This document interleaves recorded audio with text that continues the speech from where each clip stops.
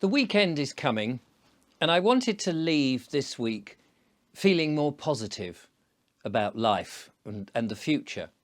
I think when you start asking these questions and you start looking down the rabbit hole and you start to wonder what is going on in the world, and there does seem to be some very strange things, and you're confronted by a lot of assertions from many different people, particularly on the alternative video platforms, and also in some of the blogs and other websites that you stumble across once you start this journey. It can be very easy to be led to the point where you think, oh, it's all doom and gloom.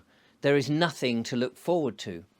And in order to fight the good fight, if you like, in order to face this, and we must face it, we must get on with it, we must be stoic, and we must be positive. Otherwise, we really will just have to roll over and take it. And I don't think that we do have to roll over and take whatever doom and gloom people say to us.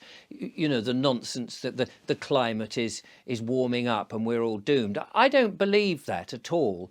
And even if it was, I think that we're intelligent creatures, us humans, us living men and women. We're intelligent enough to work out what to do and how to solve the problem, but not that it is to the detriment of us, that we've got to force ourselves effectively back into caves and eat bugs. I don't think we need to do that. And I think it's only stupid people who would even suggest that, particularly those in power. And in fact, those people in power, like many of the people in the WEF, the World Economic Forum, I think we should be laughing at them, at the very idea that they think they're in control, that they're in charge of our lives, that they want to have our digital identity, and they want to force us into everybody into electric cars and change the way we live. I think we should be laughing at them en masse. I think we should be not taking it seriously. There's so much that comes down through the internet and the alternative media, as well as the mainstream media, that it's very easy to get frightened by, and we mustn't. We really mustn't let it get to us. We need, as I say, with the weekend coming, to get out into the fresh air, to remind ourselves that we are humans, to look at nature, to enjoy ourselves, to laugh with our friends and escape the doom and gloom. And I know that I've been asking these questions, and my viewers, you're very kind. You've been sending me links, and I've been watching quite horrific thoughts and suggestions about what's happening and theories about this. And it can be very frightening, and it can scare people. And I've had people come to me and say that they are scared. I've also had people say, for example, ex-NHS staff, and thank you very much for getting in touch with me, people who've been during the pandemic and seen firsthand what sort of response has happened from the medical procedure that has been dished out. And I gather that the UK has now stopped offering this medical procedure to people under 50. Thank goodness for that. And let's hope that it's never brought out ever again. And I know that can make everybody sad, but we need to revitalize ourselves. And so getting outside, getting into the sunshine, if the sun is there, is good. Eating wholesome food, trying to avoid the processed food, trying to eat with the family. Some of these old-fashioned and, you know, these long forgotten almost customs that we used to do, where we gather together, we put down our electronic gadgets, and we put down, turn off the computer screens, and we move away from that if we can, and we gather with friends in whether that be in pubs, in taverns, in inns, in your front room, in your home, in the park, whatever it is. I just think we've got to cling to that humanity and remember what it is that we're trying to look after. And I think only that way will we keep ourselves sane, and we've got to be sane. From the things that I've been watching and listening, it does seem that part of the attack which does seem to be an attack, is a psychological attack to wear us down. And we know that that was happening, the propaganda that came out during the Second World War. Lord Haw, for example, telling us that Germany in the Second World War was winning here and that our forces were not doing so well. And we've got to be wary about that, and we've got to buck ourselves up and stay mentally attuned so that we can remember that everything that we see is not necessarily as bad. I was watching a video, I'll put a link in the description, I forget the name of the author. He was being interviewed about a book, and this is a book called Superabundance. I'll put the reference to it if you want to get it. I think it's relatively new. But the point of the book, and I've ordered it actually, and I'll report back and tell you what I think about it.